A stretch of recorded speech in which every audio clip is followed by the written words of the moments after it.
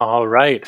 Welcome, weary travelers. I am Kent Melville, Director of Sales Engineering from the great Inductive Automation, and I will be your guide today as we travel to Ignition and witness a competition so bold, so daring, and of such great import that the fate of the world of industrial automation may just be changed forever. Today, 33 parties representing some of our top premier integrators are competing for the opportunity to represent their company at this year's ICC to compete for a coveted orange jacket. And hopefully you've been following along. The competition has begun. We apologize for some technical difficulties there. But let me go ahead and share my screen here. All right, so here you can see kind of the intro page there. I'm going to go ahead and move on to the leaderboard. You'll see that the competition is fierce. We already have several of our competitors that are past challenge 1 onto challenge 2. And so what this competition really is this competition is a chance for all of these premier integrators to compete to be actually at the live Build-a-Thon at ICC. And these premier integrators are the best of the best, and they're going to be going through this. You can follow along with this leaderboard as well by going to ignitionbuildathon.com, which I believe is available as a link inside the description in the YouTube live. So go ahead and check that out. Go check out this leaderboard. You'll be able to see as each team progresses. To orient you to this leaderboard a little bit, this is what it'll look like by default. If you want to, you can also push it off to the side so that you can view this really cool map that we have, where you'll be able to zoom in, you'll be able to see all the different challenges, and you'll be able to see the teams here on the side as they go through that. Now, if you want to see how long each team is taking on the challenges, we also have another view here that you can go to, where you'll be able to see how long each challenge took each team as they progress. So lots of data there available for you. And as we go through this, we're going to do it together. I'm going to be walking you through some of this. You'll notice that this whole competition is themed. And it has a fantasy RPG style theme, hence the cloak and stuff like that. So we're really excited to get into the spirit of it. And we will be showing you some of the story that's built into this as we go along, bringing in some people who help build the challenges. We're going to be showing you some of these challenges these competitors are going through. And so, yeah, it should be great. Now, occasionally you may find that the screen goes black. And we're working through the technical difficulties. Some of you have already commented on that. It just adds to the mystique. Sometimes in the fantasy world, a cloud of darkness shadows the sky. Hopefully you can still hear my voice, and we'll be walking you through it with audio, video, whatever we've got today. But in addition to me walking you through all of these things, we also have 2 additional guest hosts. And it wouldn't be a Build-a-Thon event if we didn't have the 2 original competitors, which are Travis Cox and Kevin McCluskey. And so I'm going to have them join us now. Say hi, everybody. Hey, everybody. Hey, Kent. Hello. How you doing, man? Doing great. Glad to be live now. We're talking to people. But this is an exciting day for the world of competitive SCADA, for fans of Ignition everywhere. Travis and Kevin, for those of the people who may not know who you are, if you could each do like a quick intro and something you're excited about for today. Starting with you, Sure. Travis. Or Kevin. Kevin, we'll start with you. Well, I was going to yield the floor to Travis as the original winner of the first Build-a-Thon. So, Travis, let's start with you. Wow, how nice of you, Kevin. So everybody, I'm Travis Cox. I'm the Chief Technology Evangelist here for Inductive Automation. Been with the company for a really long time, since the beginning, and I'm super excited to be a part of this year's Build-a-Thon and to see this action live today. This Build-a-Thon is really near and dear to our hearts. Kevin and I both have done a lot of sales engineering and help customers build solutions within Ignition, and we have done a lot of development in the product. And so we'll talk more about the Build-a-Thon itself as we go on, but we thought, what a great way to show off what our skills are like in Ignition by just let's go compete head to head on stage and let the audience vote for who did the best. And So I'm really excited to kind of see that continue on every year with at ICC with the Build-a-Thon, and I cannot wait to see who the top 2 teams are going to be. I've had butterflies in my stomach all day. You're not the only one, Travis. Yeah, it's been intense. Every year it's been intense. And last year I was watching this as all the teams are going through. So last year we did something similar, and we'll talk a little bit more about that here in a few minutes. Walk you through more or less the history of this, how we got here, and where we are now. But last year I was watching on the edge of my seat as different teams were going through the different challenges, and as the different answers were being submitted, and a lot of us created some of the challenges, and I was directly involved last year in a number of those too, especially the super challenges, which I know had mixed reviews, but they were intended to be very, very challenging, and they were. And so it was really exciting to watch folks go through those several rounds last year. And then this year, of course, we decided to do a live stream so that we could share that excitement with you as we go along. And just looking at the numbers, we had about 250 folks who had joined for this live stream to start out with, which is great. And we'll be on this journey with you as we go forward. I'm watching both streams at the same time. It looks like we are actually here. So you can see me finally, you can see Travis, you can see Kent, and then hopefully in a minute or so, we'll be able to see the screen share as well, which was working at the beginning, and then it wasn't working, and then maybe it'll be back here after we get it going again. We'll do another test. You seeing that now? Hopefully so. I'm not seeing it on my side, Kent, but right. However, it sometimes takes a minute to show up, as we've discovered with this platform that we're really using for the first time right now.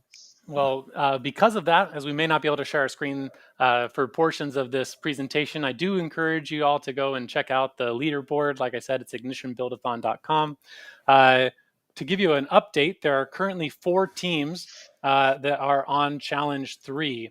And those teams are Dynamic Motion Control, BIJC, Vertec, and Corso Systems.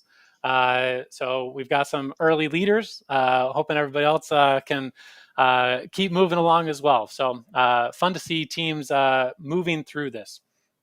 And a fun note on DMC, they're a fierce competitor here.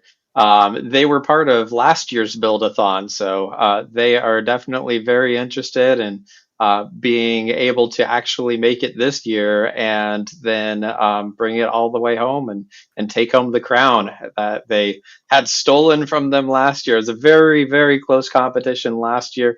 It wasn't really stolen. It was fair and square that the team who won actually beat them out. But at the same time, it's a chance for redemption. It's a chance for that crown the second time around. So if you're looking at some of the early folks taking a lead, DMC is definitely one of them to be watching here. Yeah.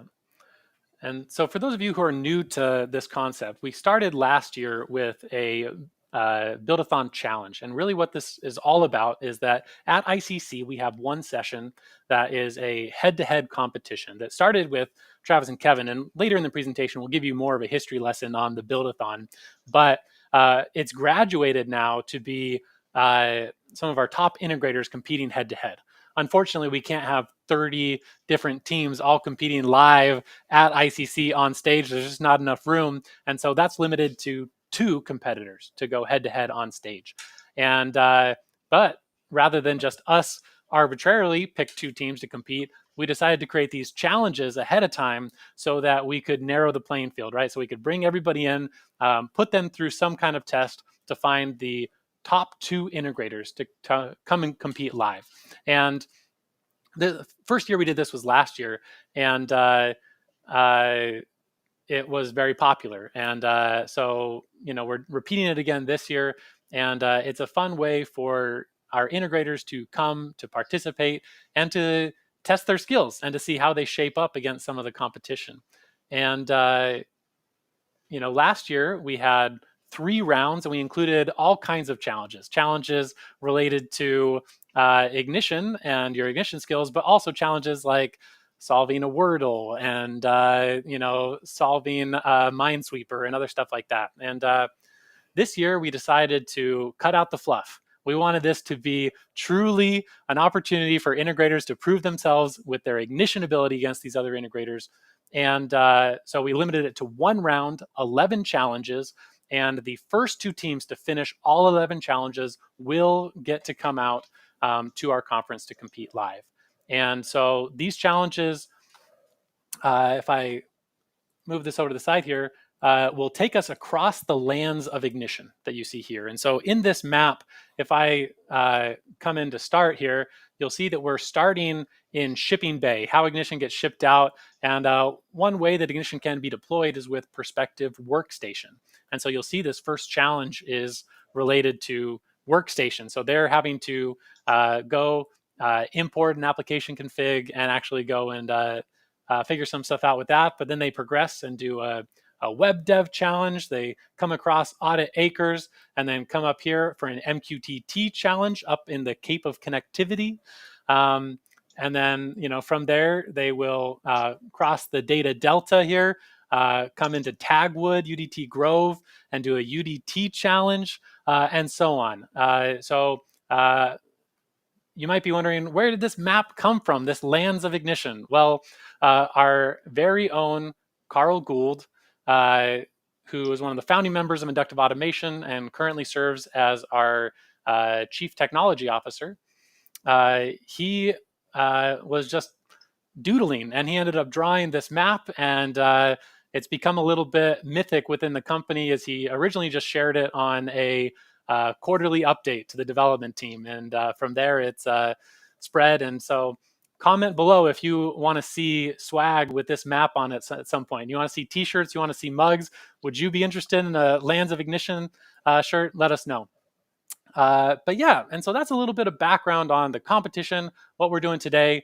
But we're going to be guiding you as these competitors go through it. The reason why we're not jumping in and showing you all the challenges right away is we're giving teams a chance to go through some of these challenges. We don't want to leak any information today. We don't want to have the challengers watching this stream and getting hints to get a leg up in the competition. And so I hear you. I know that some of you are commenting, looking for an opportunity to see some of these challenges. We're going to be just a minute. All right. With that all being said, in the spirit of all of this, I had the cloak at the beginning, but these jackets may be familiar. These jackets we're wearing are part of the Build-a-Thon, but even underneath, I had to show my love for this competition show for the fantasy theme. And so I don't know how well you can see this, but here I'm rocking my chaotic neutral, I do what I want shirt, D&D themed. So wanted to show that I am in the full spirit of today's event. Well, not only you, Kent, are you in that spirit today, but we also got in that spirit, I think, as well. And so I'm rocking a shirt here as well.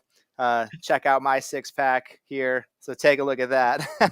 And I couldn't let them have all the fun. So right there, you can see, you can certainly try. A little Very D20. nice. Absolutely. So yeah, we love the Build-a-Thon as an opportunity for us to let our hair down and to have a little fun here at Inductive Automation. And there have been some interesting questions that have come in. People asking, when are we going to have our customers, our end users, compete in a Build-a-Thon event as well? We get that every year. Stay tuned. We haven't figured out how we would do that yet, but it's definitely crossed our minds. And then other people have been asking about, what are the challenges? We'll be showing you those in a minute. And then also we had a question about where are integrators coming from? All these competitors, are they all based in the United States, or are they throughout the world? And it is a variety. Kevin or Travis, any comments about some of our competitors and where they're from? Well, I mean, we got competitors all around the world, definitely this year. I see there's one from Australia here. We also have one from Norway in on this. I believe it looks like either South America or Central America. We've got some competitors there as well. Kevin, you might know some of the specifics on those. Yeah, that's right. And one thing that's interesting is that a number of these folks are not just competitors who are single offices in these other countries. A lot of these folks are global companies, right? And so, you take a look at Autex Open. They're in Argentina, they're in Paraguay, then Uruguay. We've got quite a few folks who are based in the U.S., all sorts of different states, Colorado, California, of course, New York, Illinois. There are folks who are in Ecuador, Canada, Texas. So all over the place here, where this is truly an international competition this year, which is really fun. Perfect. And so we've got a lot of great competitors, a lot of people very passionate about ignition and coming to, show their skills. I'd also be remiss if I didn't mention that we had a great team here at Inductive Automation, also passionate about ignition, that put all this together. And a big part of putting this together is not just the challenges, but the design aesthetic. And so hopefully you're checking out the leaderboard, and then you can see that. I don't know if you can see my screen, but if you check it out on your own, then you'll be able to see, we have our own style that has all been deployed through this. And we got our marketing team involved in that.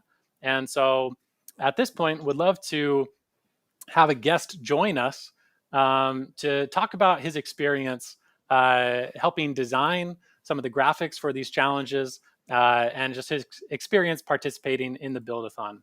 And so with that, I would like to welcome Andrew Hayes. Fun. Doing great. Thanks so much for joining us, Andrew. I think you could give yourself give everybody a little introduction into who you are and your role, and then we'll jump into some of the stuff you designed. Yeah, absolutely. I'm Andrew Hayes. I'm the branding department manager, and I've been at IA about 4 years now. Perfect.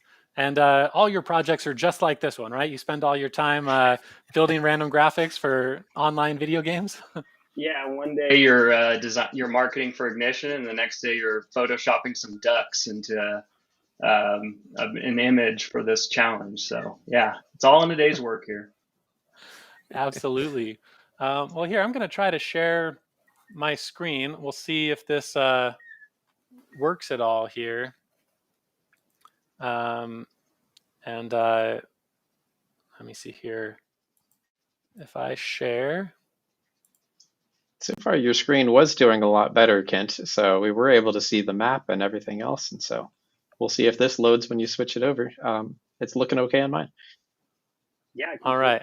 We'll see if it shows up on the live stream for people here. But there were a couple different elements of graphics here. So Andrew, can you walk us through some of those, like the avatars for the players, and then also some of the background images for the story?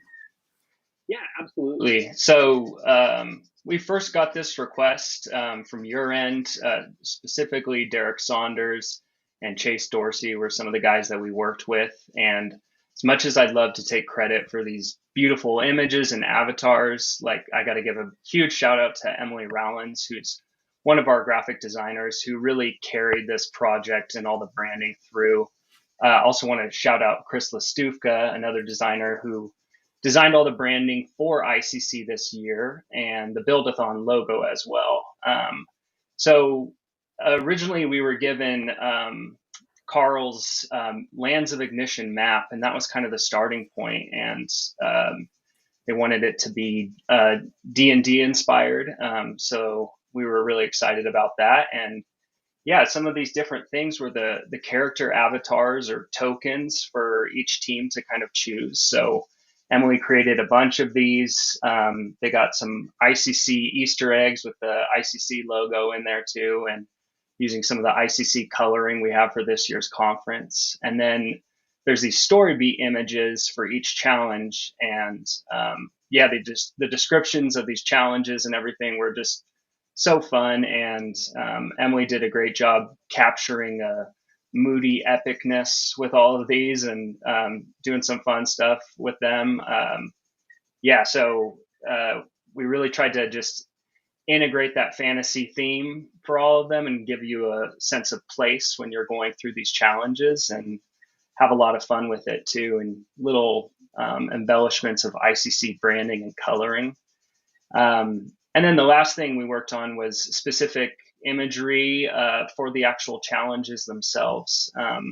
And some, as our competitors will see as they come to them, are very in depth, and there's a lot of really fun and just crazy stuff. The story kind of goes everywhere, and it's just a lot of fun. So those were some of the things we worked on. Well, perfect. And right now it's just the integrators are getting to experience these. We're going to be going and showing some of these challenges here in a minute. Thanks everybody for your patience. And then there was a question that was asked in the chat of, will these be available after the competition? That's our hope, to go and make it so that the challenges are available, so that anybody can go and see how they would have stacked up if they were competing in this challenge. So stay tuned for that. But yeah, any last comments about any of the graphics, or Travis or Kevin, any questions from you guys for Andrew today?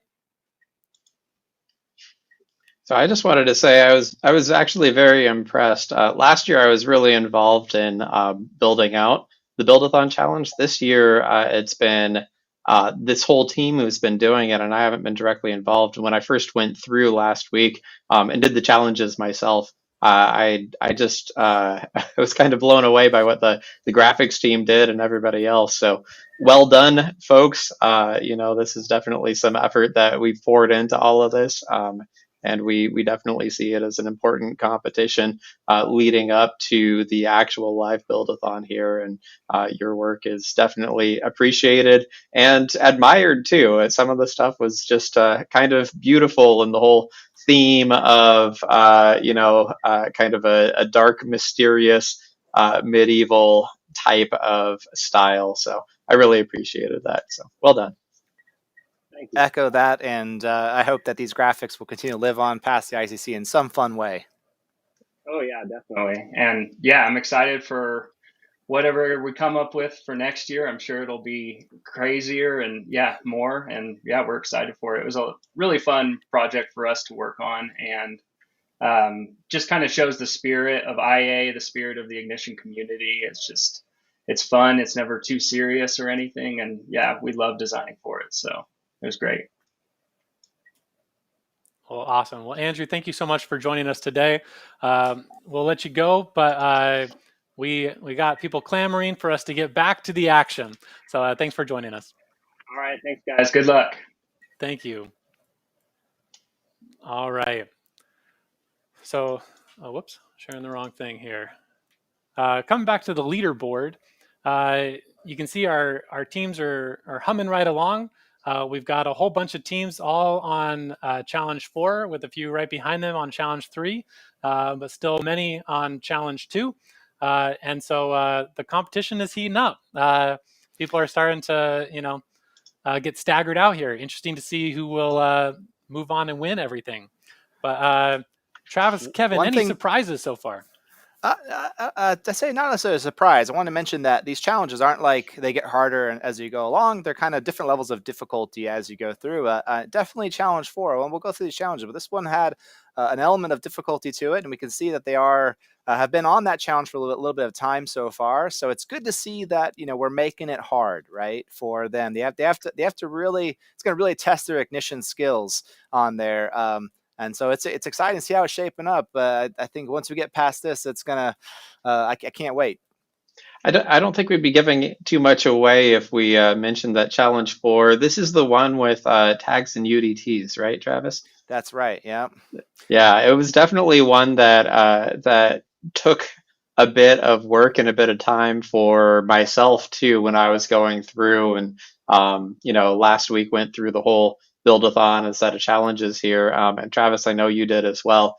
This was definitely one of the more challenging challenges. So it doesn't surprise me that it's taking a little bit of time for the challengers to get it. And we'll see, this could actually pretty significantly change the landscape of the challenge, because it does take some work to actually get through it. So who was in first might end up no longer being in first. And we didn't see someone who was actually in first because several people ended up crossing the line at the same time there. But we might end up with a pretty different landscape going into Challenge 5 here.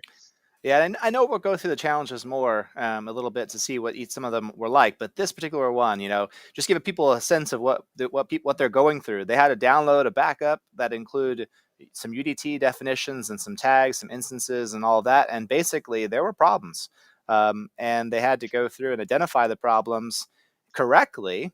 And that by identifying the problems correctly, they would use a screen to identify those that would then ultimately reside in a code that they would be putting back into the application to. If they put the right one in, they move on to the next challenge. So definitely can see this one's tripping up a little bit, tripping up with some of the folks, and we'll see how much longer it takes before they cross that hurdle.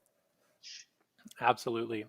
Well, let's jump in and show them the first challenge. Everybody's had a chance to take a crack at that now, and so.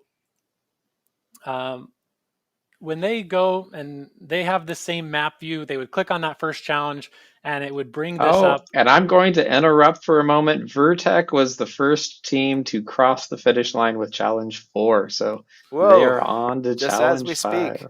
And then Vertec is they have competed. They made it to the live stage a couple of years ago. So we'll see. And now we got another one just crossed it. DMC just crossed as well. Yeah, they that is wild because Vertec wasn't one of the top 5 or 10 teams even before this moment, and they've just jumped past the rest of the competition.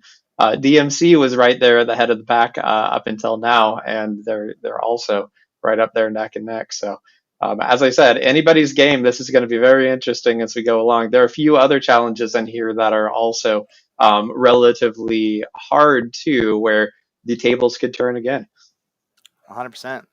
All right, Ken, give us some action on that first challenge. Yeah, absolutely. So when they go to this first challenge, there is a story element to this. And the story is all fantasy themed. And just to read you this first section, and actually when the challengers get to this, it has audio where it reads to them, and it's different members of the sales engineering division that are reading for you. But this one says, "Welcome, intrepid traveler from a faraway land. You have heard the legends of the land of ignition, a realm of boundless possibility, and have set off on an adventure with your fearless crew. If you can dream it, you can do it. You have braved the ocean blue and arrived at the lands of ignition, or more specifically, the seas of ignition. As you approach deployment depth, you dock peacefully until you hear a deafening quack. It appears you have trespassed on the shores of the giant ducks, and in order to continue your journey to the lands of ignition, you must navigate through the cabin of riddles." And if you can see here, back in the mist, there are all these ducks with glowing eyes, ominously staring at you as you enter the cabin. So we've had a lot of fun with the story, and it just gets better from there. But when they actually start this challenge, what they see is this. Where they see, in the lands of ignition, large ducks reside. To enter their realm, challenges must be tried. Through the cabin of riddles, your path must go. Import the JSON key, let the riddles flow. And it says, perspective workstation, the launchers might, with JSON imported, unlock the cabin's light. Solve the riddles, let your wit prevail. The ducks will yield, allowing passage without fail. Once through the cabin, the land of ignition gleams. Unleash your potential, follow your dreams. With ducks and challenges conquered, you are on your way to explore the wonders where creativity holds sway. And so there they get to download a resource. They click on that little icon there at the bottom, which is JSON, as you might guess. And from there, they can open up Perspective Workstation.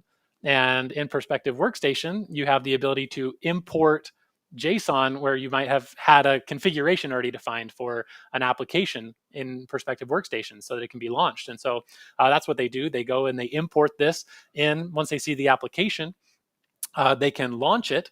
And that application actually launches into a game.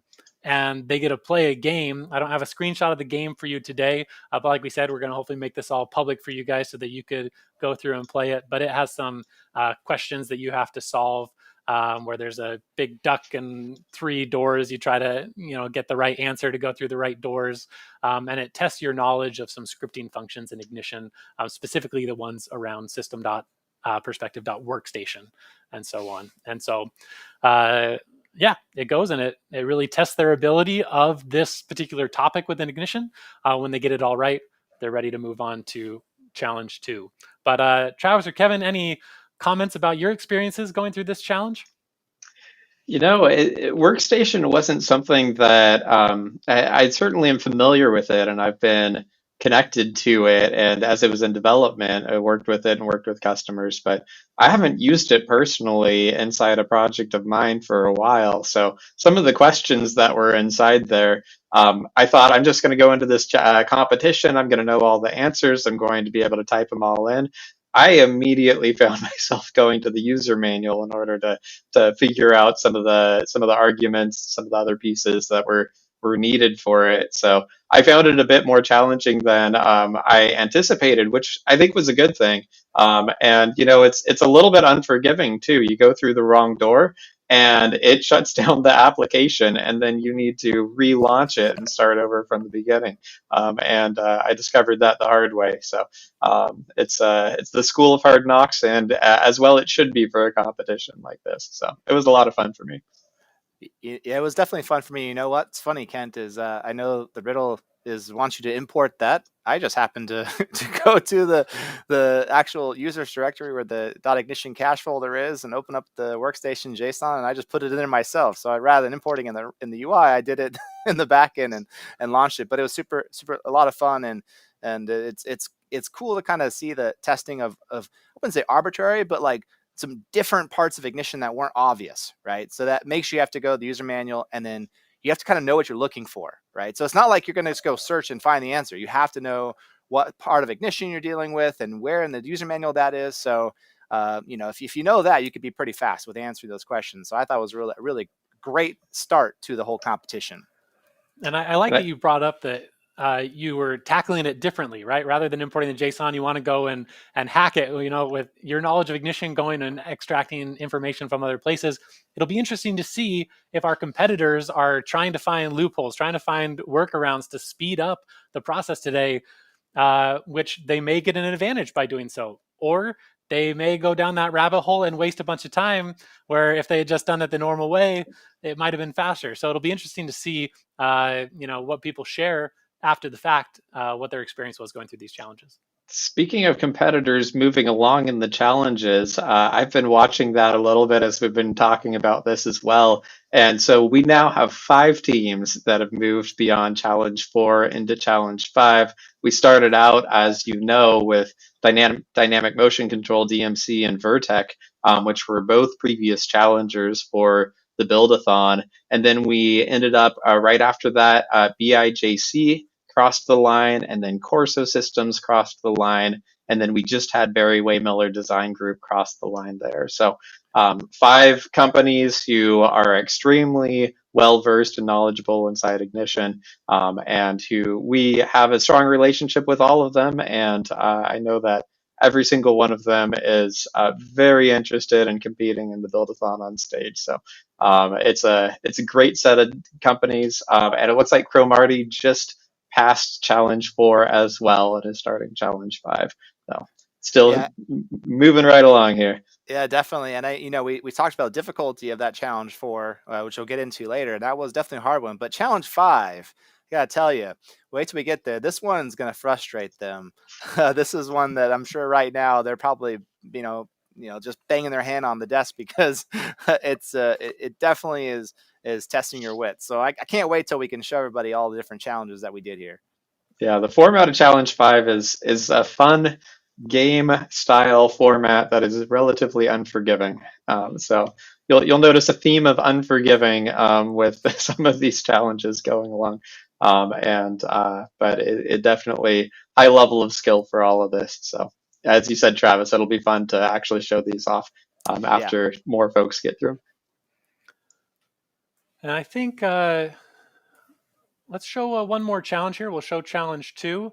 We won't give away the answer, as a few people are still on challenge 2, but we'll show challenge 2, and then we'll bring in another guest to talk with us today. So, all right. The second challenge is the web dev challenge, and the story continues here. We got past the ducks, but here it says, you have placated the ducks and successfully made landfall, but your adventure is just beginning. You make your way inland and come across Web Dev Village, which seems eerily silent. Suddenly, you hear a cry for help. Following the sound, you find the villagers locked behind a sturdy set of iron bars. One of them tells you that they were hiding from a horde of skeletons, but accidentally trapped themselves in the process. Can you help free them? And they go into the challenge, and what it shows them here is that in the village of web dev, you get a scroll containing this link here, and the text appears to be shifted by a certain number.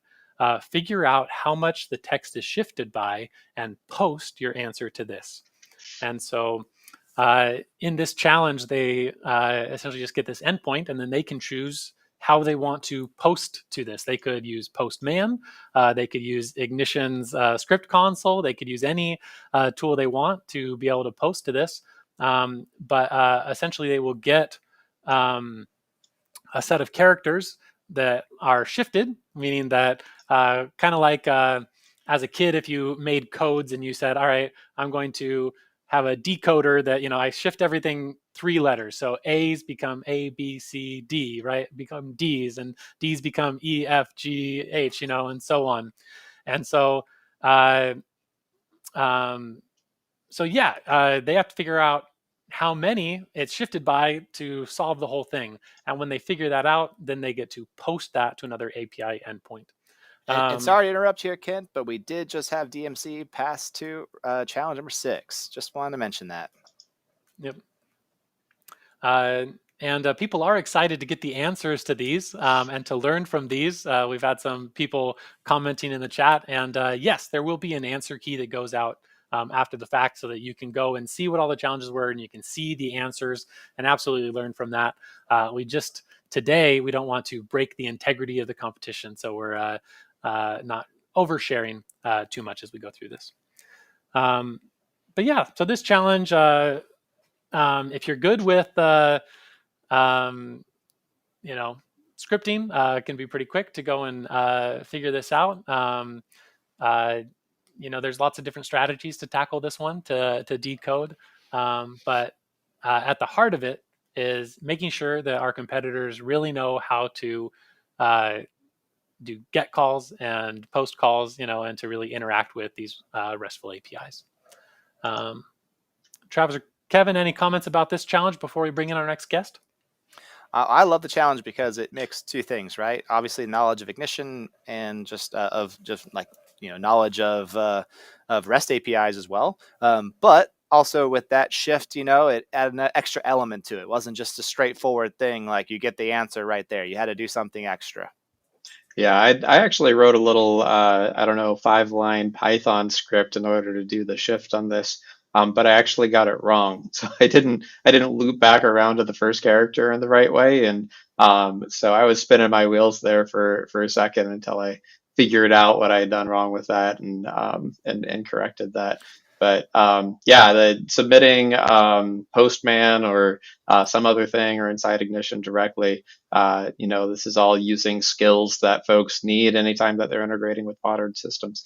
I'm taking a Go ahead, Sorry, Travis. Kevin. What's funny is I love your approach, writes code. I actually went on this one, asked ChatGPT, decode this for me, and it gave me about 30 different possibilities. And one of them was pretty readable. So I was like, all right, let's put it in.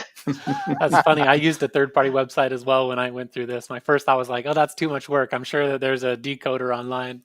So we'll see if our competitors are as resourceful as Travis and I. Taking a look at the timing here as well. So DMC was the quickest team on that at 4 minutes and 6 seconds for actually completing challenge 2 here. And we do have some highlights. They show up later on after people have actually completed the challenges. But you can see in challenge 1 and challenge 2, the fastest teams highlighted there. BIJC did the challenge 1 in 4 minutes and 19 seconds. And then, as I said, 3, 4, and 5, those will wait until we have folks progress a little bit further, until those are actually showing the fastest completed one, since they're showing folks who are still currently working on them for some of them, for the highlighted pieces. Yep. All right. With all that being said, our last guest, Andrew, was part of the graphics team. Next, we wanted to bring in a engineer who helped build some of these challenges, help build some of the elements here in the overall project. And so with that, let me stop sharing my screen here. And we'd like to welcome Brad Fisher. Hey, Brad, how you doing today? Doing well. How about yourselves? Doing fantastic. Enjoying the competition so far. Excellent. Well, Brad, for those who don't know you, you want to give us a little intro into who you are at Inductive Automation? Yeah, absolutely. So my name's Brad Fisher. I'm a sales engineer here in Inductive Automation. I was fortunate enough to start back when Travis and Kevin were still the co-directors, and showed me the ropes, got me started, and it's been an absolute joy working for the company and moving from an application engineer to a sales engineer and getting to participate in things like the Build-a-Thon here. And prior to joining the company, I actually worked as a system integrator. So I've been using Ignition for over 10 years now. Absolutely. And is it thanks to you that some of these challenges are so difficult then with those 10 years of experience? Yeah, maybe. Brad is well known in the industry because he also participated in helping build the challenges last year. And so if you got to work on his, what did we call it? The expression crossword? The regex crossword. The regex crossword. Yeah, yep. That was all his handiwork. So you can thank Brad for that one. But Brad, tell us a little bit about how you participated in this year's Build-a-Thon.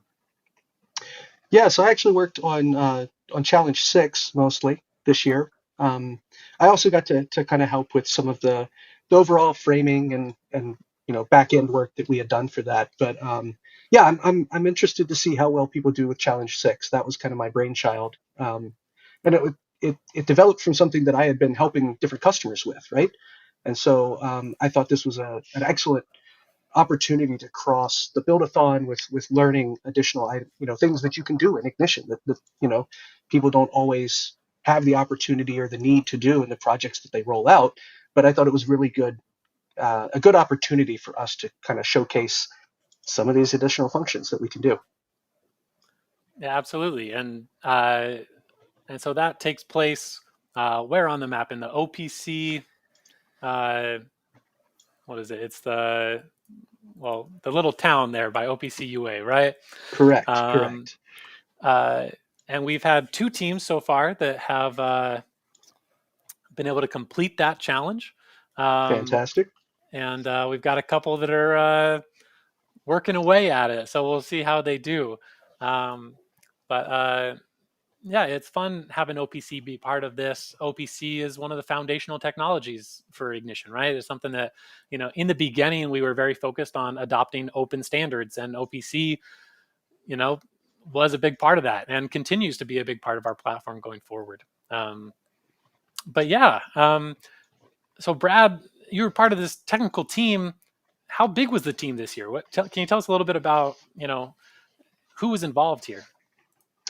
Yeah, so pretty much every member of the sales engineering division had a hand in this year, and our team has absolutely exploded over the past 12 to 18 months. I think we're at close to 18 or 20 people now on the team, and so having that many people, co-developing something like this is really cool. Not only are there some challenges to it, but it's really fun to see kind of people step up to the plate, not only to say, I'm really good with this, I'd like to participate, but to kind of step out of their comfort zones as well, right? Like, hey, can I partner with you on that? I don't really know a lot about how our OPC server works, or, I'm really weak in, fancy HTML designs, right? And some of those, SVGs and things like that. Can I work on that challenge with you? And so it was really cool to not only see the impact that we were having on people externally, right? Like just building the Build-a-Thon and continuing that legacy, but it was really cool to see the internal growth that our team had as well. Absolutely. And it's fun that, we've mentioned that myself and Travis and Kevin got to test it. So we weren't involved in building it this year. We got to test it, but we didn't restrict it just to our team either. We were able to bring in people from other divisions within the company, from support and training, to come in and to run through these challenges as well as a sanity check to make sure that they were the right level of difficulty, right? That we weren't going to be here all day, but also that people weren't going to be running through this whole thing in 15 minutes, right? And so, development, all the sales engineering team, which as you said has grown tremendously, and we have a lot of fun with it, but it's also fun to share that with some additional technical teams within the company to let them go through all this too. Yeah, absolutely. And I do want to take a moment and say I really appreciated all the graphic development that those teams that got brought into it this year, because they absolutely knocked it out of the park. Like I say, I had done more work on the back end, making sure that our challenge worked and thinking through any sort of the security ramifications and how people might go about this, and then I saw the finished product and I was just floored. Absolutely fantastic work. Well, thank you so much, Brad. It was fun having Andrew here to see that. And, as we expose these challenges to everybody in the future, I hope you get to go and experience all of the finesse that went into this as well, so they can see how cool it really is.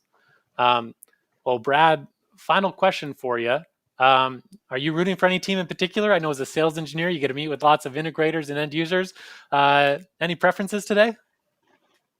I don't know that I really have a preference. I've been a sales engineer for about a year now, and so I've got to work with a lot of the folks on this list, which is just phenomenal. They've got some awesome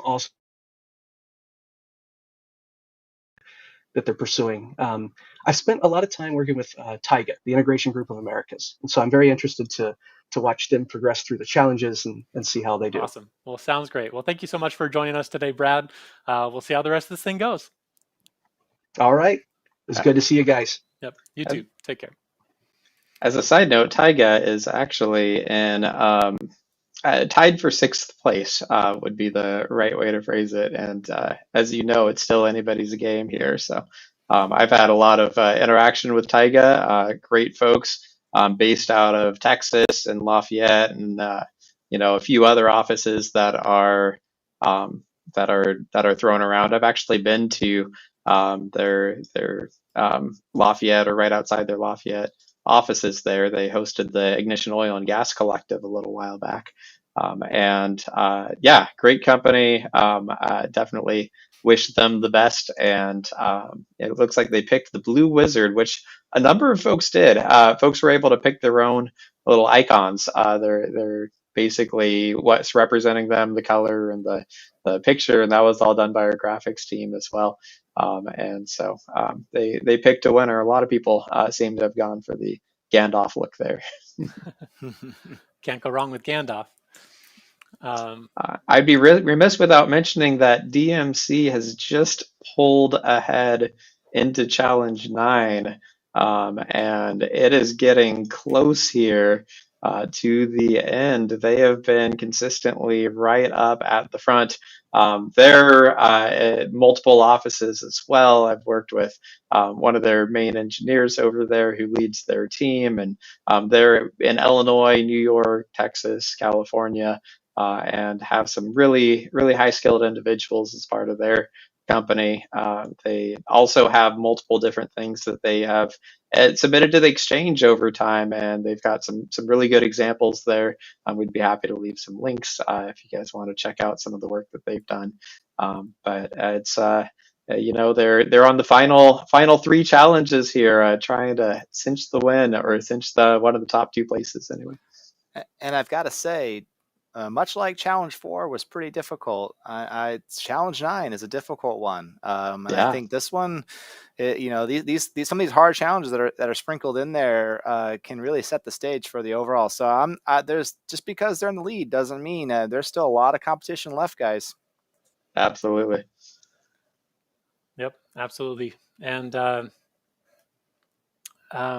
with all that being said, before we get to the end here, actually, I just wanted to highlight real quick, we did have some people from the support team that are active in the chat shout out to Kyle, but really do appreciate those beta testers going through these challenges. So hats off to our support team, and Kyle, thanks for being with us today.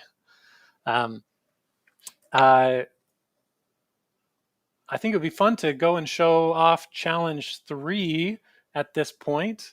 Although, well, yeah, we'll show challenge 3, and then after we show challenge 3, it'd also be great to look back at some past Build-a-Thons. So we'll go through challenge 3, and then we'll take a trip down memory lane. So I'm going to share my screen. I'm not sure if everybody's able to see this. I'm going to try to stop sharing and reshare, see if it makes a difference here.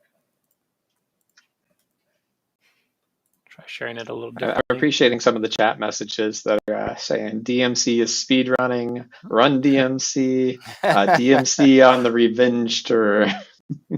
Absolutely. All right, I think everybody's able to see my screen now, which is great. And so next on the map, they're traveling to Cape of Connectivity, right? Going to MQTT. And for this challenge, we'll read you how the story progresses here. So it says, after helping to free the villagers, you are able to tell them more about your adventures. They agree that in the lands of ignition, anything is possible. Although lately the lands have been besieged by monsters. As such, they recommend you visit MQTT Towers, where the best blacksmiths can provide you with weapons and armor. After all, you did help free them, so you deserve a reward. Upon arriving at the towers, the artisans agree to assist you, but they do not have enough materials on hand. They request that you first find the ore they need to forge your equipment. And so then it goes in here, and they have to answer all these questions about MQTT. And as they answer the questions, then the passcode is revealed on the side through all these letters in kind of the box there. And so these are a bit tricky as well. Many of our integrators may not have used MQTT before, and so they have to go and figure that out. Go check into some of the great documentation that our partner CirrusLink has on their website,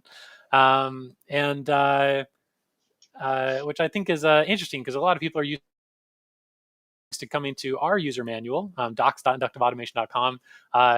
If you haven't checked out CirrusLink's documentation, it's on their website, and it is also quite comprehensive. Docs.chariot.io. There you go, docs.chariot.io. And you can get there under the resources section of their website. For this one, they go through, and a couple of these threw me for a loop when I was going through it. I'm trying to think, what was one that I had a problem with? There was one that I remember I was looking for a specific number, and the answer was 1. I was like, oh, it's just 1. You can only have a single connection. It's a good time. Sometimes in the pressure of the situation, you psych yourself out looking for an answer that's more complex than the real answer is supposed to be. Travis and Kevin, how are your experiences going through this challenge? Well, once again, I had to go to the user manual a little bit. I actually started out from going through some of the settings inside the MQTT modules, and later discovered that I would have been a little bit better off taking a look at some of the user manual documentation for the things I didn't have on the, basically right at the forefront of my mind. There were a few things that, they just from working with MQTT a lot that were relatively easy to answer. And then there were a number that I realized, once again, I didn't know quite as much about some of these settings that I thought I did. So I don't know if that was your experience too, Travis. Oh, I think this was just a game of how to search for the answer the fastest way in the documentation. I mean, that's what it came down to. I actually went through that section pretty fast because I worked with MQTT quite a bit, so I know it pretty well. And I just put the right keyword in every time. I was able to get right to it. Copy, paste, move on. Right? It wasn't so bad. Absolutely. I know we have a number of folks on Challenge 9 right now. Kent. So we've got 3 that are working toward that. And as you said, Challenge 9 is one of the, I mean, they're all challenging, right? That's just in the name, but it's one of the potentially more challenging challenges here. I can see that DMC's been on it for about 7 minutes now. Do you want to talk just a little bit about what that's about without giving anything away? Sure. So Challenge 9 is an SFC challenge. Many of you may not be familiar with our SFC module. SFC stands for sequential function charts. And it's a way to do scripting logic in a more visual way inside Ignition, more similar to PLC programming, like ladder logic. And in this challenge, they're going to be going and they have to No diagnose an issue with spoilers. the chart. Yep, they have No to diagnose hints. an issue with the chart.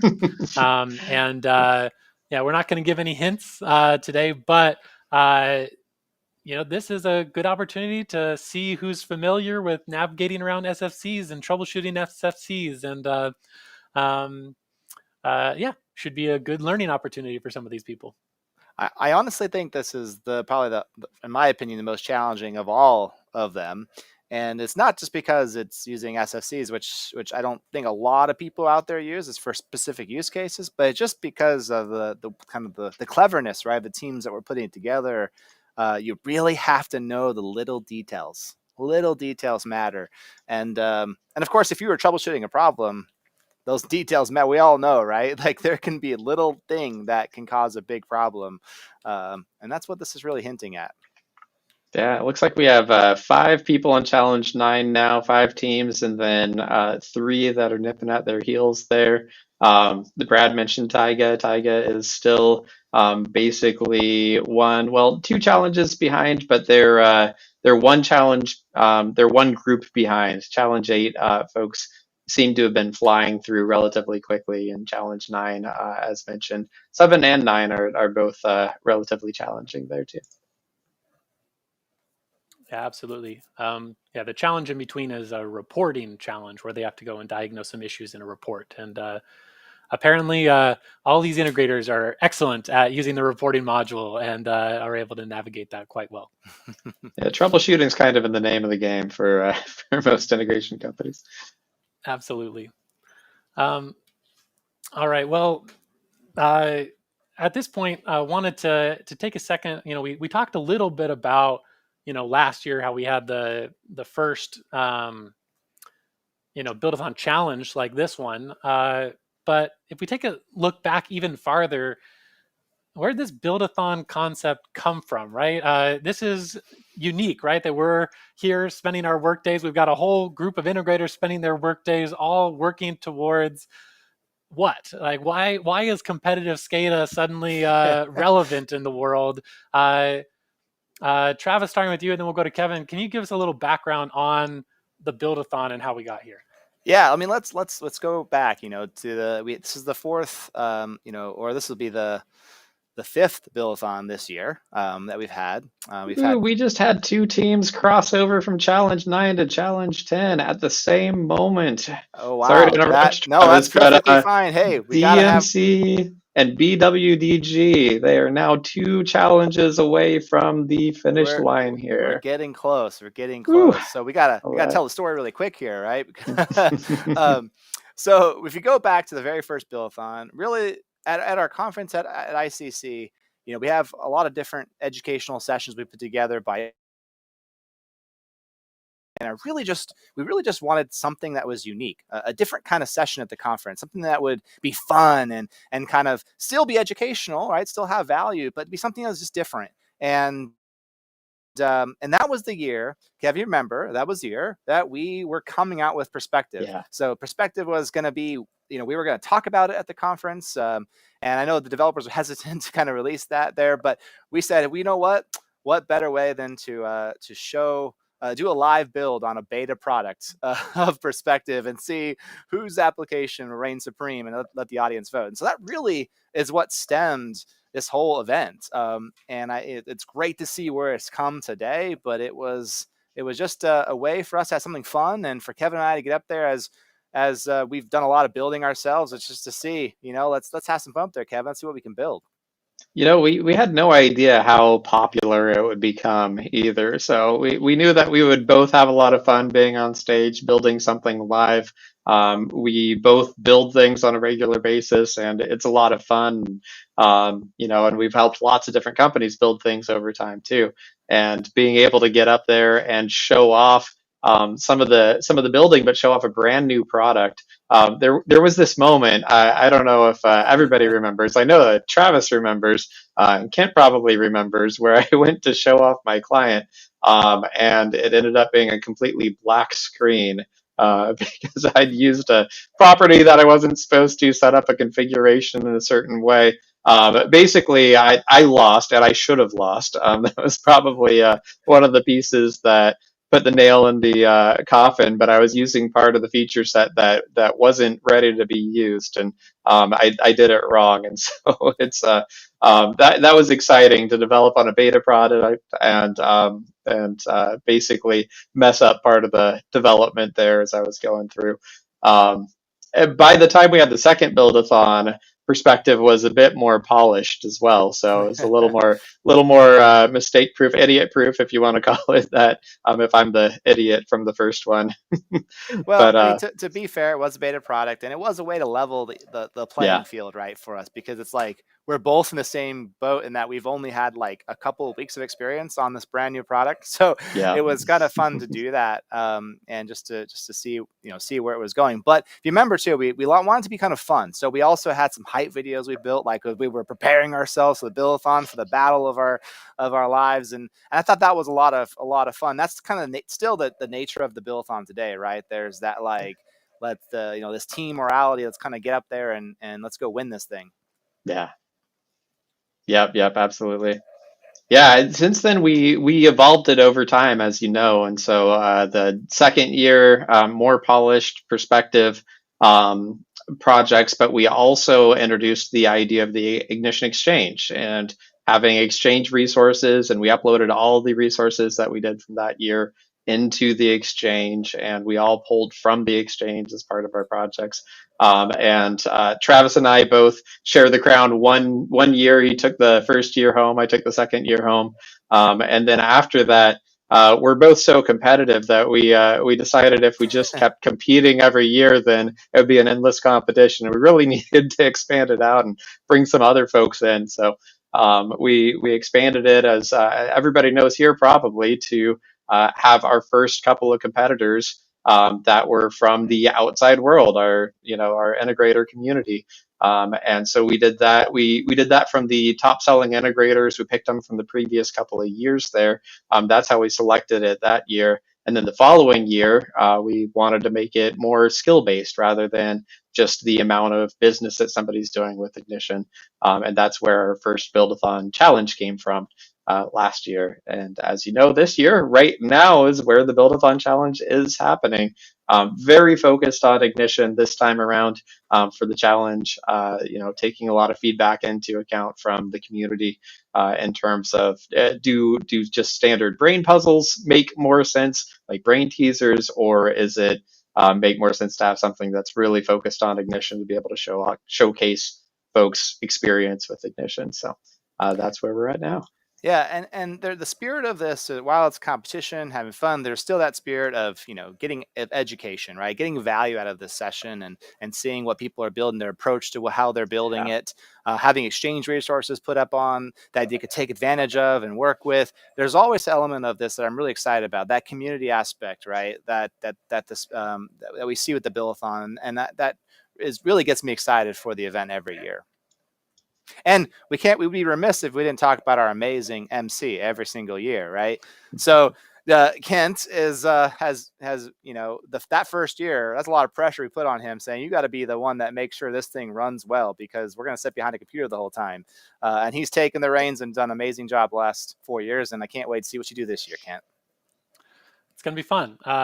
No pressure, but yeah, it's certainly evolved, and so it's fun. The first year I got up on stage to be the MC, and I think we thought it was going to be more interesting just watching people program and develop on stage. And then we found out quickly that it's hard to see text up there, and if you can't actually see what's happening, what are we watching here? And so kind of impromptu. We did a cappella song. We had random stuff happen. We did all kinds of crazy stuff. And I think that it was some of those impromptu shenanigans that really led to this becoming more of a fun event and not so much a business event. You know what I mean? And with that being said, as much as this is enshrouded in fun and fantasy themes and all kinds of craziness and music videos and whatnot, at the end of the day, we do think it's a great way to show that Ignition is a powerful tool that can be used to do all kinds of great things. And now that it's been expanded to the community, it's a great way for the community to show what they can do with Ignition, right? Because we do a lot of emphasizing what we think you should do with Ignition, but having these integrators come in and show off, what they can do really exemplifies the dream it, do it mentality, right? And their dreams are bigger and more impressive than our dreams often, and so we like to highlight that where we can. Well, and not to mention, Nate, the winner does get to covet the orange jacket. Much like the Masters tournament in golf, where the winner gets that green jacket, that elusive green jacket. That's what we're doing here. Build-a-Thon's the first year. This was the first winner's jacket for the Build-a-Thon that I show you there. Kevin's got the second year's jacket. Of course, we made it better. And then now that's what the teams get, and of course, when they come to conference, you see the orange jacket, you know what that means. Yeah, and Kent's sharing his screen again, which is fantastic. As you can see, we have, and it's working again, which is actually, it's not about Kent, it's about the technology. Yep. You can see that we have two teams in Challenge 10 right there. They've been in there for a minute here, actually 7 minutes each. So it is entirely possible someone else could come up and kind of swoop right past, but that is a DMC Barry Miller design group, and the top teams have all been battling it out for pretty much the whole competition here. So, and Taiga just showed up on Challenge 9. So Taiga, these rankings, everybody's basically third place there for starting 3 through 7. So the order isn't based on when they crossed over. For example, Corso crossed over a while ago. I think they might have been number 5. And Corso's been doing a great job the whole time. Vertec has Flexware is coming up from behind a little bit here. This is the first time that they've been in that second group here, and it looks like they're doing great. And Challenge 9, as we've seen, there is the possibility of folks jumping right past that too. So, for example, BWDG, Barry Miller Design Group, did that in 6 minutes for Challenge 9, which is the fastest time so far. And that's pretty variable in terms of being able to actually solve Challenge 9. So still anybody's game. It is neat to see everybody right here grouped at the end, and it looks like BWDG might have just finished Challenge 10. They certainly and is did, on Kevin. to Challenge 11. On the last challenge. All right. We might need to speed up our content here. Ken, we might get a team cross in the first place here pretty soon. Yeah, absolutely. And so with that, we did want to bring in another guest real quick here. So I'm going to invite another one of the developers just to come and tell us a little bit about one of the challenges that he built. And so with that, Charles, welcome. How's it going? Hey, everybody. How's it going? Doing great. So Charles Arens is one of our application engineers. And Chase, tell us a little bit, Charles, tell us a little bit about yourself. Yeah, I'm an application engineer, and I started very shortly after last year's Build-a-Thon. It's interesting to see it from the inside now. I watched along and was able to download the challenges when they were made available to the community and tried them out on my own, and did not get through everything, but I've learned quite a bit about Ignition since then. And yeah, it's been really cool to work on them now, and the whole application engineering team and all of the people in sales engineering have been really excited to build this out this year. Yeah, I agree with that sentiment. It has been exciting, and I think we're excited to know your role in all of this. Tell us what you specifically worked on within these challenges. A lot of different little things. I mostly did challenge 7, myself and Chase Dorsey, and then I helped out with a lot of little different things. Like I worked on the map with Connor Fuda. I worked on some of the start and end time countdown things. I worked on the sidebar heads-up display stuff. There's hands in a lot of different pies, but it was a team effort. Everybody worked on a lot of stuff together, and everybody tested stuff together. So everybody did a really good job, and it's definitely a team effort. Yeah, absolutely. We appreciate all the different things you had your hands in. Specifically, can you tell us a little bit about Challenge 7 that you worked on? Don't give any answers away. Yeah. But what is Challenge 7? So Challenge 7 is the perspective challenge, and when we were coming up with ideas for how we should test challenges this year, we really wanted to showcase different aspects of Ignition. And we thought one of the best showcases of perspective was specifically the Flex repeater container.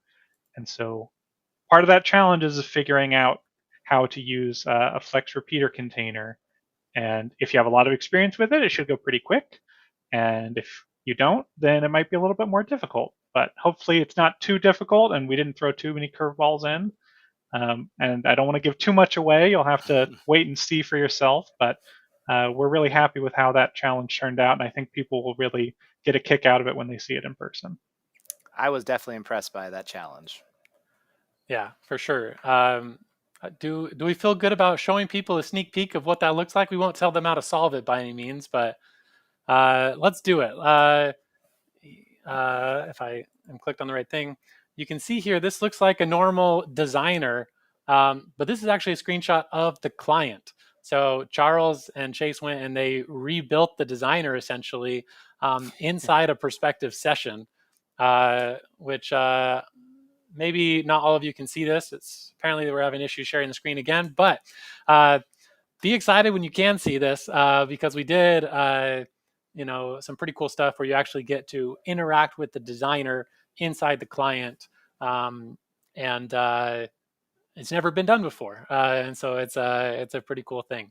So hopefully our competitors have enjoyed that today. Travis or Kevin, any last questions for Charles here? No questions. I mean, it's great to see the team pull together on this. I love that challenge. It was a great challenge, a great test of, I think, of the Flex, repeater and the Flex layout and all of that. And like I said, this year it's really cool to kind of see, the challenges on Ignition, but using Ignition to test your skills of Ignition. It's like, it's the coolest thing ever. So, absolutely. Yeah. Yeah, it was that challenge was particularly interesting to me. I hopped in and I thought that it was a real designer, but it was not a real designer. It was a designer inside the client with key pieces that were basically recreated with drop downs and everything else. So it was very cool. As a side note, I know my video is black, so maybe you can take me off. Oh no, I'm back now. All right, cool. Never mind. And we are, so Challenge 11, we have 2 teams on Challenge 11, as you know. So it's not just BWDG, we also have DMC. They're sitting right there. They're each about 5 minutes into this thing. And Challenge 11 normally doesn't take that much time. So it looks we like are Vertex right. just finished Challenge 10 as well, so they're heading into Challenge 11. So we'll see. Oh yeah, we're getting close, guys. That's right. Closely, BIJC and Corso close on their heels too. Yep. All right. Challenge 11 is a scripting challenge, so we finish with a bang of testing people's Python scripting abilities. So this is exciting. But Charles, thank you so much for being here. Thanks for your contributions to creating these challenges and creating something I think is going to be really memorable. I think a lot of people are going to remember this designer inside the client. So thanks for your so time. Much, guys. Thank you. Have a great one. Great. All right. Well, we are getting close to the end here. and we appreciate everybody sticking around through this live stream, enjoying this time with us. It'll be interesting to see who the winners are going to be. But I wanted to answer some more questions about the challenges for you. And so we will go and show you another challenge now. And so let's see, what was the last one we showed? The last one we showed was the web dev one. Oh no, MQTT. And so we also have this UDT, and now we're gonna do the ultimate test to see if I can actually share my screen. If I'm not able to, then we'll just talk through it here. I have to give a shout out. The peanut gallery just said, "Go team, Kevin." I appreciate that. Thanks, Jonathan. Yeah. So we'll see here. I'm not sure if other people can see my screen, but this one was the UDT challenge. This was the first one we really had a long gap, right, where people were waiting to see if they could beat this challenge. I'll read you the story for this challenge. It says, now that you're properly outfitted for your adventure, your party decides to investigate the sudden appearance of monsters in the lands. Your sleuthing leads you to the verdant yet ominous Tagwood, a dense forest filled with mysterious secrets. One night you feel a set of eyes upon you and your party, and suddenly you're ambushed by a creature of the forest. Quick, we to just battle. had someone cross the finish line. BWDG first place. Final Look at time, that. 1 hour, 25 minutes, 12 seconds. Wow, Woo! fantastic. Got the first team in there. There you go. Very exciting to see. BWDG has been working with Ignition for many years now, and I'm sure they'll be excited to come to the live event at ICC to show off what they can do at a live event. But I know for sure that they've wanted this the last year in particular. They really wanted to make it there, and I know that they were getting the whole team together to make sure they can cross these challenges today. So good job, Barry Waymiller. Absolutely. Yeah, they've done a lot of really interesting, great projects. They have an office right around the corner from where we are here in Folsom, but they have offices around the world or around the country, really. Idaho, Illinois, Massachusetts, Missouri, lots of different projects that we've had some highlights from over the years. Just a great company to work with, and I couldn't be happier to have them come in first place in the challenge here.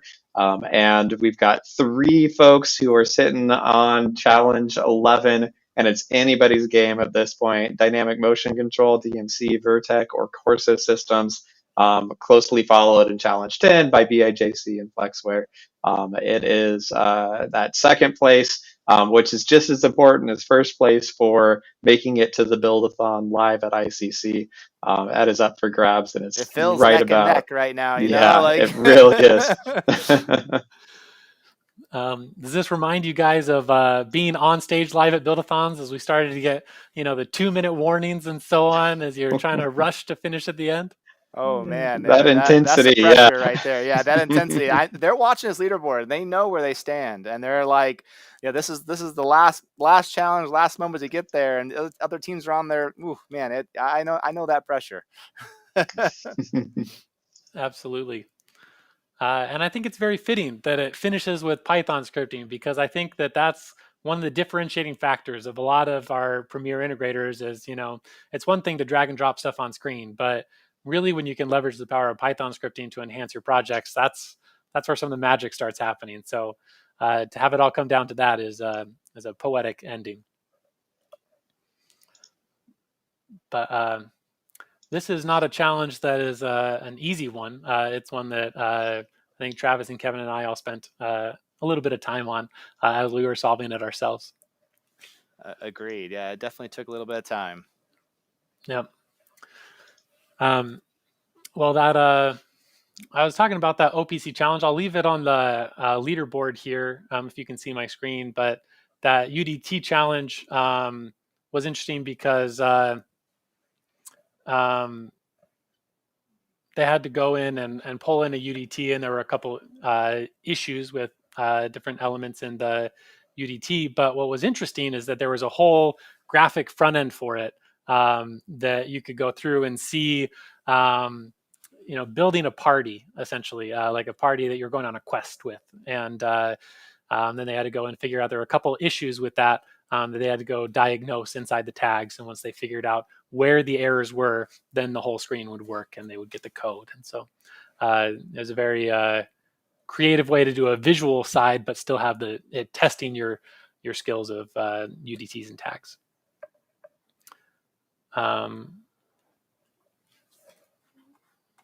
Seems like the leaderboard on my side just refreshed. I'll just pull that back up. One thing we want to emphasize is the leaderboard is on a separate server than the Challenges project. We wanted to make sure that we maintain the integrity of all of this as we went. And so the challenges are all happening behind the scenes. Travis or Kevin, are you able to see the leaderboard on your side more clearly? We're seeing the same thing here. There was we knew there was a possibility that someone, as we got to the end, might be a little bit concerned about their rankings. It's refresh, and you're going to see we got our 2 teams, guys. We have 2 that have crossed the finish line. Okay. At least. So I was mentioning there was a possibility of someone DDoSing the server if they were upset about the place that they were in. So we kept the servers separate so it would track everything, and there it is. Look at that. Corso is our second team to finish. Congratulations to Corso Systems. We'll be excited to have them join us at ICC this year. And then a close third. Vertec finished just over a minute after them. So Vertec will be they're going to fill that proud one. to know that they got this far, but unfortunately won't be joining us on stage. However, they have been on stage before and were the first winners of the Build-a-Thon when it went out to integrators. So it's good to see that they're still in that upper echelon of competitors here. But yeah, huge shout out to Barry Waymiller Design Group and to Corso Systems. Huge. And this is a bit of an upset too. Yeah, absolutely. Huge congratulations. This is a bit of an upset if you take a look at where it was coming from as well. Corso was consistently going in about the 5th place for each one of these. They were the 5th team, 4th or 6th, and they were trailing the leaders, and the leaders kept changing. Corso just swoops in right at the end, cinches the last few challenges here, and becomes number 2, becomes one of the 2 winners here, and is going to be competing on stage. So well done. That final sprint right at the end where we have all the racers and there's that extra burst of energy that comes. Yeah, well done crossing the finish line there, Corso. No.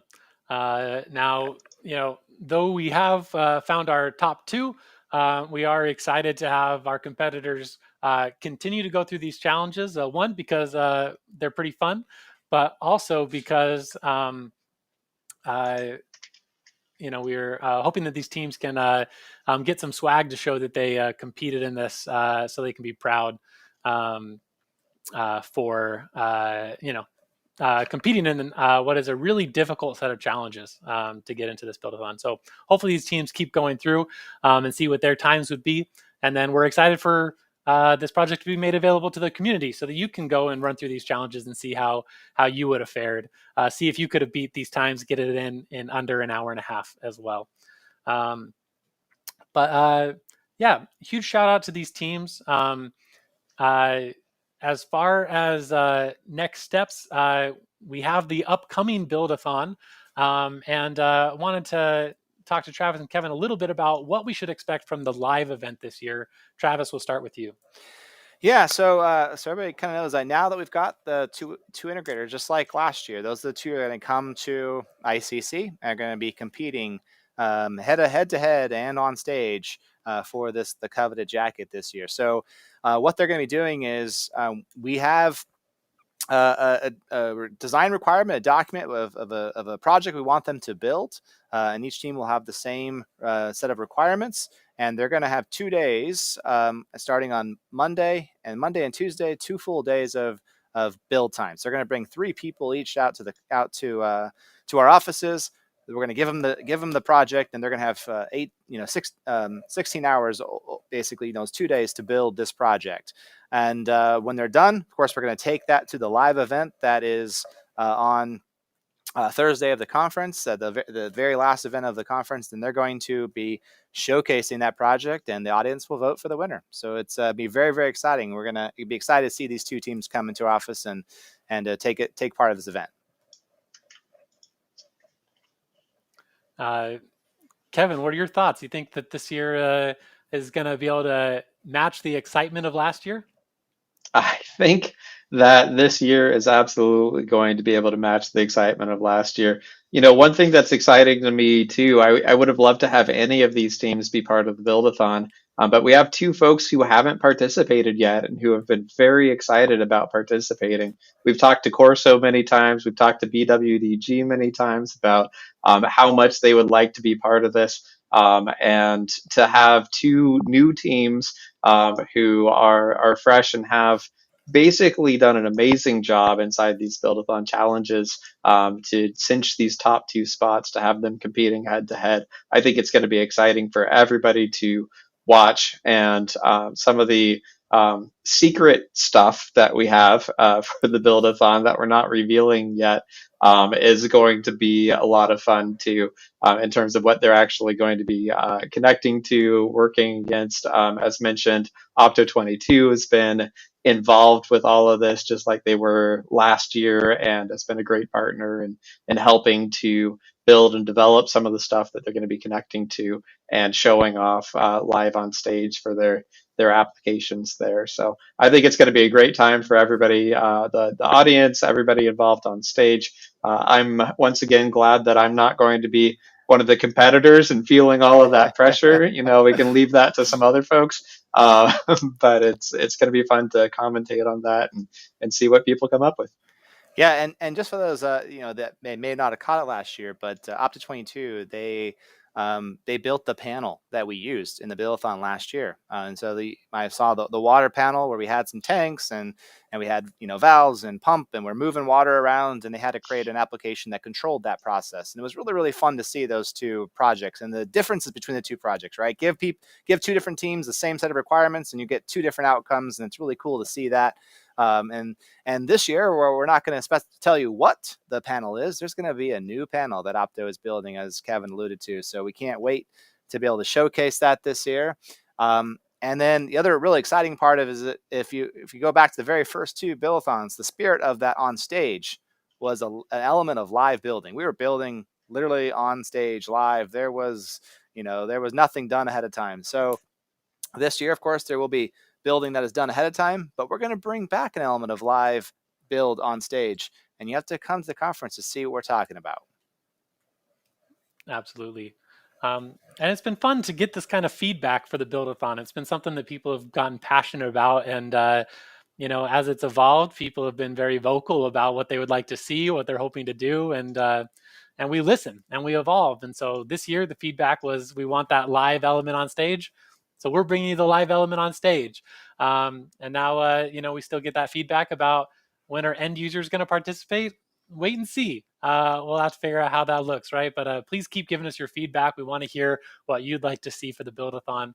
And at this time, I also want to do a shout out to a couple other teams that have crossed the finish line. And so, I think we had mentioned DMC, but DMC crossed the finish line. They were just a few minutes behind Vertec, and then BIJC finished less than a minute after DMC. So all of these top teams neck and neck. Fun to see companies like Vertec and DMC, who have been on stage before, still at the top of their game, and some of these new companies as well. But we've got a couple of companies that are right there, about to finish as well. So we'll see how that all goes. It's kind of fun to me to that we have continuing competitions happening, and so right now Taiga and Flexware are battling it out for the sixth place slot there. So they'll have bragging rights over each other, whoever ends up crossing over the finish line first. And we have so many additional teams that we haven't had a chance to really focus on or highlight, but all of these folks are premier integrators. They are all fantastic companies and they have brilliant engineers. And it's been so fun to see all of them moving through, right? If you keep going down the list, there's Cromartie, there's Sage Group, ESM, Grand Tech, um, Olteg, who I haven't worked with as directly as some of the other ones here, but I know that they have some great engineers there. Brock, great folks there. Automation Solutions Ecuador, Rovisys, CSE Icon, Polaris, and the list keeps going on. It's just such a great group of folks here. And really, this type of competition, it could be anybody's game if you end up getting one of the challenges and you figure out how to shortcut it or go quicker than everybody else. So everybody who's still working toward getting this done, there's a little swag in it for them finishing entirely here. So we're happy to be providing that for the folks who cross the finish line, and we can tie that to something from this month. And so in any case, yeah, just a great job to all the teams, the ones who are finishing up right now, in addition to the winners here. Great competition all around. Yeah, very, very exciting to watch for sure. Yep. Word on the street is we're going to have another guest join us here in a minute. And so stay tuned for that exciting guest. You'll be able to see them when they join. But this year, ICC will be September 26th through 28th. We really hope that you can come and join us there. If you haven't bought tickets yet, you can go to our ICC website, which is just icc.inductiveautomation.com. And it's also all over the front page of our website. So if you could just go to inductiveautomation.com, you can't miss it. But yeah, tickets are on sale now. So please go get a ticket. Also, this year is the very first year that we are doing a live stream of the actual sessions at ICC. And so what that means is if you're not able to attend in person, you can buy a virtual ticket for a cheaper price point, and you'll be able to watch them live as they're happening. And so we're excited about that. The conference is still taking place at the Harris Center in Folsom, Tri-Stages. We will also have the opportunity for more people to participate directly in the conference via the live stream. You 100% don't want to miss this event for sure at the conference this year. Yes, absolutely. But our guest has arrived. I'm going to go ahead and stop sharing my screen here. And here representing Barry Waymiller Design Group, we have Keith Gamble. Keith, thanks so much for joining us today. Hey, how's it going, guys? Thanks for letting me come hop on. Yeah, well, I'd love to be the first one to tell you congratulations, Keith, on getting first place there and becoming one of the two teams to come to the conference. It's going to be very exciting to see you here. Let me be the second one to tell you congratulations on being first place. Well done. Well done. Amazing. You want to talk a little bit about your team makeup, how you guys were able to cross the finish line, what your strategies were, maybe share with the group here some of the excitement that you've had along the way here? Yeah, so we were, we were obviously a pretty large firm, so we try not to get every single person in one giant Teams message. So we pared it down a little bit so we would have a little bit easier focus. Had a group of probably 10 people, all kind of sitting there watching. One of those, like, immediately as soon as a question starts, someone take a screenshot, throw it in the chat, because there's a high chance that I'm leaving that screen and going to a designer, right? Stuff like that. And navigating there. That was fun. Just trying to be prepared. We had one of our engineers spun up like a custom Docker image just for this. So we made sure nothing's standing in the way. Everyone just spins it up, got what we need. And that was exciting, but really just a lot of going through, kind of having everybody go through everything at the same time as best as we could to solve everything. And yeah, no, it was awesome. And yeah. Awesome. You seem reserved. Is that because you've had an adrenaline crash now after the adrenaline rush of the last hour and a half trying to burn through all of these? How you feeling? Oh, I'm feeling awesome, man. We were, yeah, no, definitely have had adrenaline pumping. I saw that the final numbers were like 3 minutes away, and I was like, I feel like that's 5 seconds in Build-a-Thon time. If I would have misclicked, we would have lost. But no, it's super exciting. We're really excited. You know, we had to redeem ourselves after last year. You know, so we told you we were going to bring it, so we had to make sure we brought the A team. You definitely said that, and you did it, yeah, which is awesome. Yeah, as a side note, we'll keep asking questions and keep chatting with you here in just a second. If anyone on the live stream is from Corso, we are trying to pull you in as well, and we've reached out to our contacts there that we've been talking to and haven't heard anything back. So if you want to join us on the live stream, please reach back out to us. You could give us a call or just send an email to your contacts over here. If you've worked with Madison, you can just send her an email. But we'd be happy to have you join the live stream here as well. So with that said, they're already all drunk. They're already partying. So well, I've got a couple of questions for go ahead, Keith. Travis.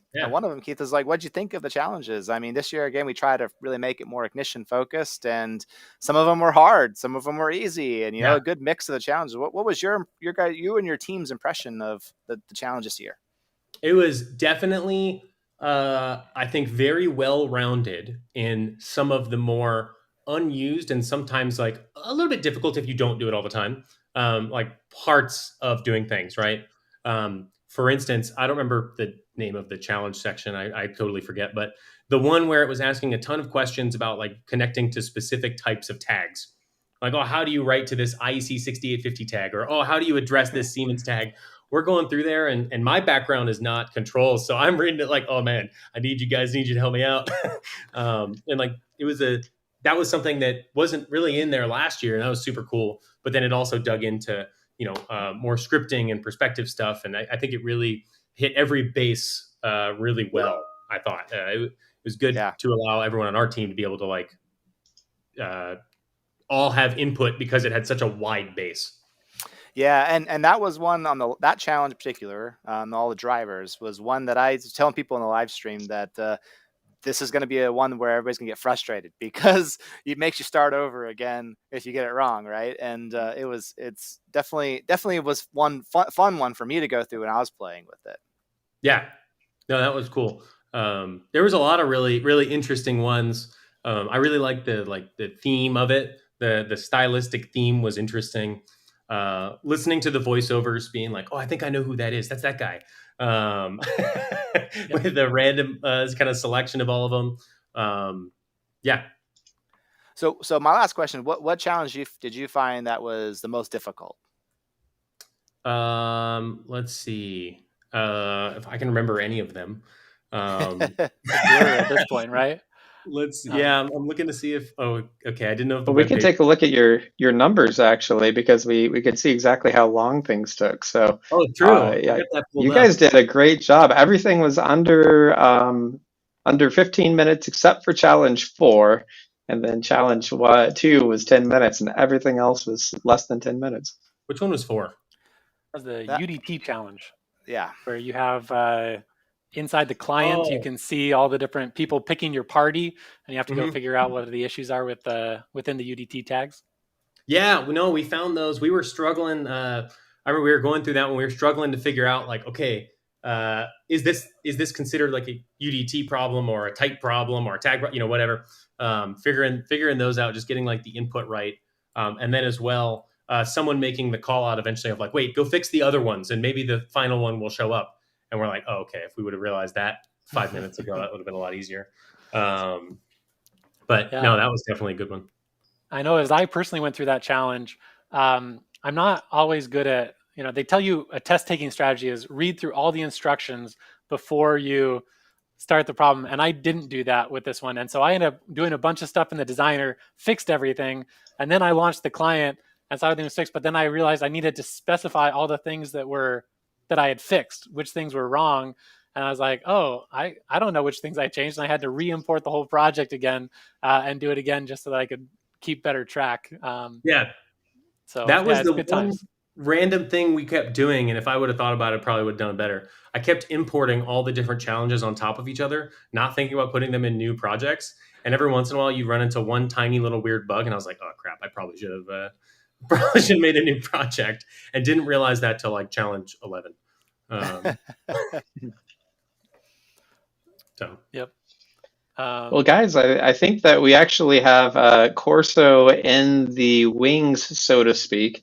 And this platform, I think, limits it to 4 folks who can actually be part of the stage. So I wanted to say, Keith, thank you so much for joining. It's really great to have you here. And once again, congratulations to the whole team. You as the main one who was going through and actually putting in the answers, but obviously you were backed up by everybody else who's part of the amazing team over there at BWDG. And well done. And we're really looking forward to seeing you in September. Absolutely. Yeah. Thank you guys very much. Really appreciate the opportunity, and fortunately don't get to banter with the guy from Corso, but I'm sure it'll happen soon enough. So thanks, guys. Absolutely. Thanks, Keith. Thanks, Keith. All right.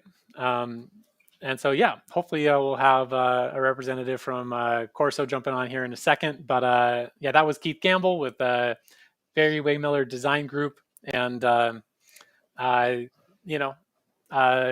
both Barry Waymiller Design Group and Corso Systems are incredible integrators that any company would be lucky to have working on their projects. One of the reasons why these companies will take some time out of their day to dedicate 10 engineers to go through these, right, is, for an opportunity to put themselves out in that market, right? Let people see who they are. And so make sure you give them some love in the comments, and also, make sure you're aware of who these companies are, because all these companies that competed today are the cream of the crop. And so, but while we are waiting to see if he... Oh yeah, Andrew, we've got you. So unfortunately, it's just terrible user interfacing on my part. Sorry about that. Adrian might be able to get in. She could take my place. That would probably be better. Oh, well, we can cycle out. We can go back and forth, but while we've got you on audio here, even though we can't see your smiling, beaming face over there, do you want to say a few minutes before maybe you hop off and she hops on? So were you the main one who was actually going through and representing the team and putting in answers? And I was clicking on things and trying to import things. Thankfully, while I downloaded resources and uploaded it to our Slack, Bill patched it while I was getting my interface set up. So kind of pair programming across 2 separate designers on our own local host. Well, that's great. Worked out pretty well. Great. Yeah, you guys have been one of the companies who we've talked to a lot of times around the idea of Build-a-Thon and some of the ways that we do challenges. And as mentioned, a lot of different companies have provided some really good feedback over the years. How was this year's experience? Was this everything you were hoping it would be, or did you have some challenges along the way? Obviously, they're all challenges, but did you have some challenges with the challenges? Did you guys have a lot of fun? Was it intense as you were going through, and you just felt that intensity the whole time? How was it for you guys? Yeah, I would say I felt the intensity because I'm sharing my screen, and then I had the company basically yelling at me, and that went well. Ish. No, they're nice. For the challenges, I think it was a lot better than last year in the sense that the other ones last year were more in-depth clever. But this year really kind of highlighted more of the platform rather than programming chicanery, which was fun, and we had a lot of fun yelling at each other about that. Crypto is always a bundle and a half, but like actually opening up the sequential function chart was people don't use that enough. I always rant that like if you don't want to do your own thread management and scripting, gosh, you can just start those up and they just sort of do things. But yeah, the reporting was thankfully Bill had my back on that, and Bill, Alex, and Jacob both were able to yell the answers for the device driver stuff. That helped a lot. At one point, it was basically just arbitrary strings of letters, as far as I was concerned. But yeah, and then the scripting part at the end was the one part where I was like, "Oh, I know what." I open it up. I'm like, "Oh, let me patch this real quick," and then I hit save, and then Bill goes, "Oh, I have the answer now." I'm like, "Oh, good. I'm glad that worked." Okay, cool. Yeah, and that was the decision maker there. That the I deciding was. factor. That's how you guys caught up. It definitely was. I saw that and I was like, well, that's right down Andrew's wheelhouse. I mean, that is list comprehensions. What could be easier, right? So right? Thanks for upgrading to Python 2.7, and now we can use list comprehensions more easily. Worked out just real straightforward. Yeah, the documentation at the heading was good. Hey, there's Adrian. Excellent. Worked out just real straightforward. Yeah, the documentation at the heading was good. Hey, there's Adrian. Excellent. Hey, Andrew is super modest. Just FYI. Worked out just real straightforward. Yeah. He clicks. The documentation at the heading was good. Hey, there's Adrian. Excellent. Hey, Andrew is super modest. Just FYI. Worked out just. I have got a bunch of browsers going, so here we go. That's much better. Let's try that again. Well, congratulations, Adrian. We didn't necessarily say that to Andrew there, but congratulations to you and the team. That was right at the end. You guys just sped it up and pulled it in. That was amazing. Well, I think one of the things I love most about Corso is we're really tenacious, and Andrew works great under pressure. We're all trying to talk at the same time, and yet he can sort it out. And I don't know, it's cool. We had a lot of fun last year. I was super new to the company last year, and Build-a-Thon was one of the ways that I felt like I actually got closer to our team right off the bat. So that was pretty cool. But as I was trying to say before my echo caught up to me, Andrew is very modest, and he's just an amazing member of our team. And as is everyone. I love how we were all able to kind of contribute together, even being fully remote. So that is pretty incredible. And we got to hear from Andrew about some of the challenges that stood out to him. Were there any challenges that stood out to you in your mind? Well, yeah, actually, I loved that whole MQTT section. I've been learning a lot about that recently, and so it was cool to be able to contribute, knowing a couple of those a little bit off the, there were several of us that knew things off the top of our heads, but it was like, hey, wait a minute, I just read about this, So Very that was nice. cool. I like that. It was a good variety this year, and it was, I liked the technical focus, so that's kind of well, good. I'm glad you enjoyed it, and and that we got some feedback, right? That people wanted it to be really the best of the best that move on from this thing, right? As far as testing ignition capabilities. And I'm glad to hear the feedback that you felt like it really was very focused on ignition this year, right? Yeah. That's cool. I mean, we liked the kind of the trivia and the puzzles aspect last year, but it was also kind of cool to be able to bring our ignition knowledge and practice to this. And being a smaller team, there's some really big companies on this. It was cool to see that you all designed a challenge that could, allow us all to compete together. So, What was it like to be the underdogs until challenge right at the end there? So I'm sure Yeah. you were tracking that you were about number five there, number four, number five for certain challenges as you were going through. They're never in that top one or two spot, and then right at the end, you're able to swoop in and come in with one of those top two spots for the win there. How was that for you, team? To be honest, it's I don't think I was paying attention to that. We were just all so focused on, Good. hey, look, let's just keep going. Let's finish this thing. It's like, I don't know, if you've ever run track or something, don't look behind you. You're gonna lose some time. Just keep going forward. That's You know, that's smart. That's smart. We were hyper focused on how everybody was going through. Oh, I'm sure. You Yeah. I'm sure. actually focused on the challenges, which is what you should be doing. Spoken like a Right. champion. Yep. Right. So you're doing the color commentary. I'm sure. I can't wait to go back and watch the recording. So that should be good.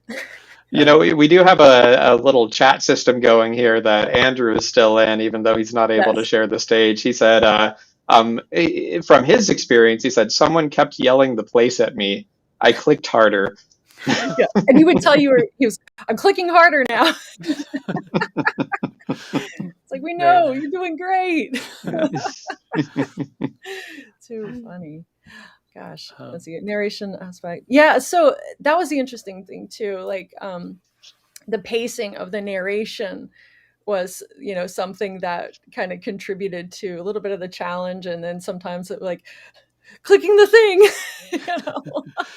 Yeah. So for those who don't know, it in between, like I had shared some of the story during the live stream so that people could see what you guys were listening to, but it does pause everything to make you listen to that dialogue in the middle, and that either builds suspense or gives you a little bit of a breathing room to get your wits about you to prepare for the next challenge. And so do you feel like you remember any of the story, or were you just like your mind racing and getting ready for the next challenge?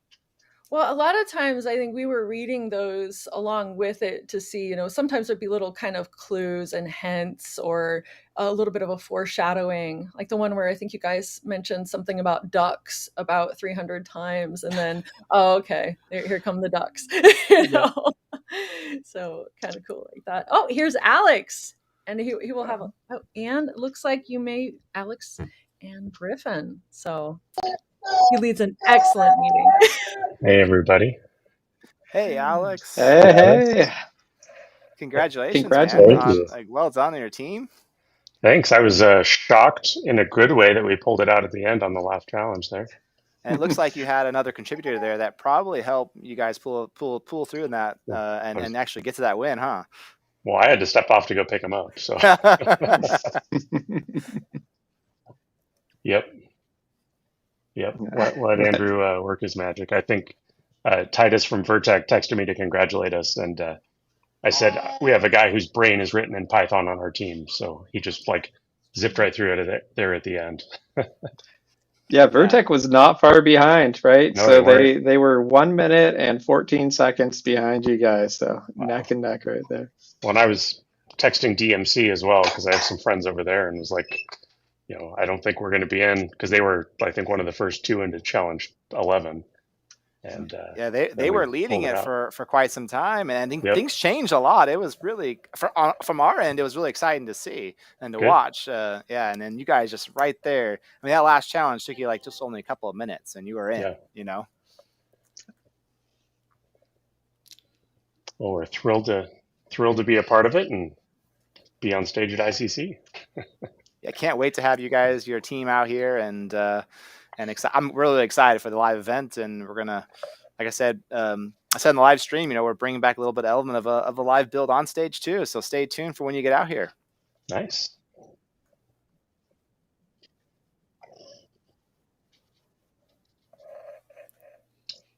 Let's have some fun, and I know I've spoken a lot on LinkedIn about bringing some diversity to the stage. We're definitely going to do that from our side, and I would hope that we get some good representation out there, because I think that matters to our community as a whole, and manufacturing and systems integration. So I'm excited to see what they bring to the table. Kent, just real quick, Kent, when you're off stage, they can't hear your audio on the live stream, so you could take me out if you want to go back and talk.